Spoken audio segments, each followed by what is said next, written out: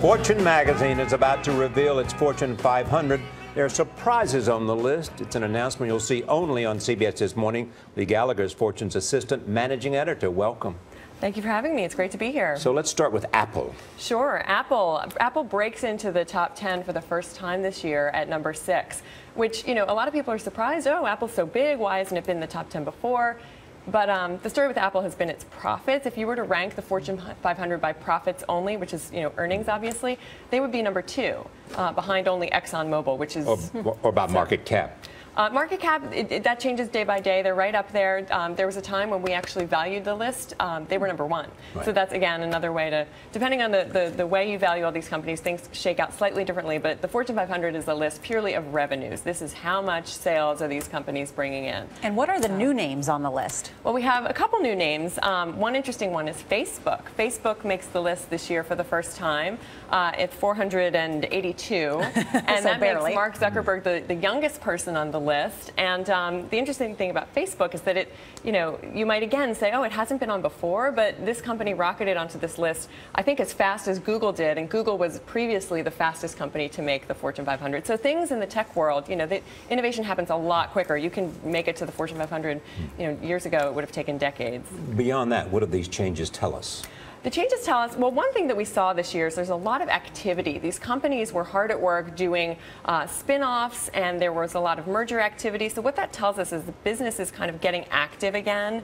Profits were high. They weren't as high as they were last year, which was an all-time high. But these companies are making a lot of money, and they're starting to do things after being on the sidelines for the past couple years. And now, of course, the next question is, when are they going to start to hire again? And you can kind of, we hope that, based on this activity, there may be reason to if demand comes back, in addition to this activity. So Warren Buffett's Berkshire Hathaway has actually moved up on the list, but he's making news not just for joining Twitter, but he's written an essay as well, and he's talking about women and their contributions to business. Yes, he wrote a great essay for us, and this is something he's been saying for a long time. He said, I do really well, but I've basically only been competing with half the population. And his point is that women are really the key to our prosperity, and that, we're not using all of our talent pool. He says, what CEO... News to you, darling?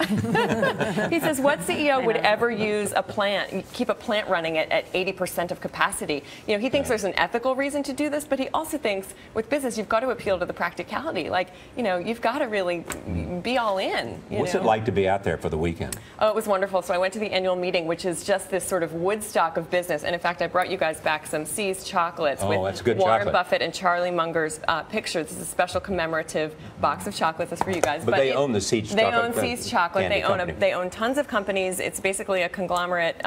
But there's 42,000 shareholders that descend on this meeting, and they all sit in their seats for 6 hours and listen to him answer questions. And I mean, not to stump you on this, because he's talking about more women being on boards. How many women are on Berkshire Hathaway's board? A fantastic question. Oh, on Berkshire Hathaway's board, I'm not. Is it 3 or 4? Which is higher than normal. But this brings up a good point. There's actually 20 women CEOs on the Fortune 500 this year, which you may say is not a lot, but in 2004 there were 6. So we're getting there.